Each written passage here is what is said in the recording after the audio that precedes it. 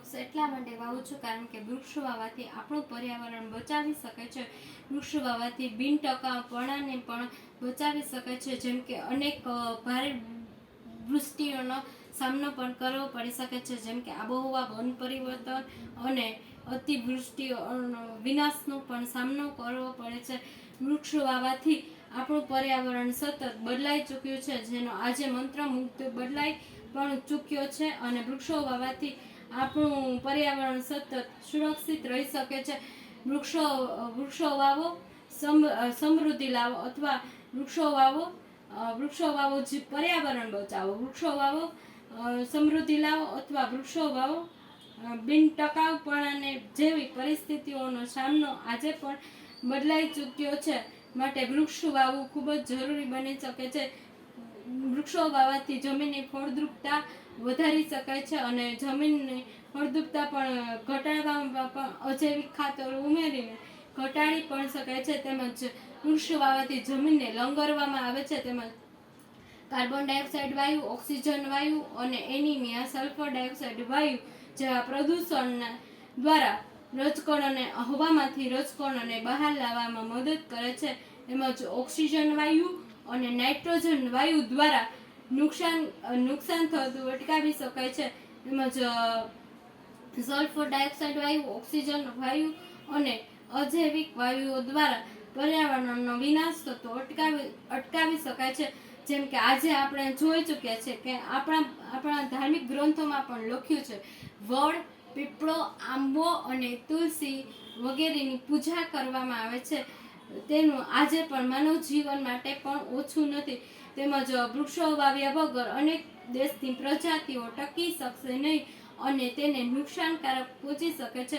તેમજ રહેઠાણ પૂરા પાડવામાં મદદરૂપ થઈ શકશે નહીં. તેમજ માનવ, પશુ પક્ષીઓને ખોરાક, સસ્તન પ્રાણીઓને ખોરાક, પાણી અને હવા પૂરા પાડવામાં આવે છે. તેમજ આપણા પર્યાવરણ માટે ઇકોસિસ્ટમમાં ગંભીર અસર થઈ શકે છે. વૃક્ષો વાવ્યા વગર આપણું પર્યાવરણ સુરક્ષિત ટકી શકશે નહીં અને ભારે વૃષ્ટિ, પૂર અને અનાવૃષ્ટિ, અતિ ભારે વરસાદ અને અતિ ભારે દરિયામાં મોજા છલકાવા વગેરે અતિ ભારે નુકસાન થઈ શકશે. તે માટે નુકસાન ન થાય તે માટે આપણે વૃક્ષને વાવવું જરૂરી બને છે. અને વૃક્ષો વાવવાથી વૃક્ષ એ આપણી એક મહત્વની કુદરતી સંસાધન છે. જે વૃક્ષો વાવવાથી વૃક્ષ એક કુદરતની શોભા પણ છે. માટે વૃક્ષને વાવવું જોઈએ. વૃક્ષો વાવ્યા વગર આપણું પર્યાવરણ બચી શકશે નહીં. માટે વૃક્ષ વાવવાના નિયમને આપણે આજે પણ આધીન થઈ ચૂક્યા છે. વૃક્ષ વાવવાથી આજે અનેક ગણા પ્રદૂષણોથી પણ આપણે બચી શકીએ છીએ. જેમ કે હવાનું પ્રદૂષણ, અવાજનું પ્રદૂષણ અને વાયુ પ્રદૂષણ.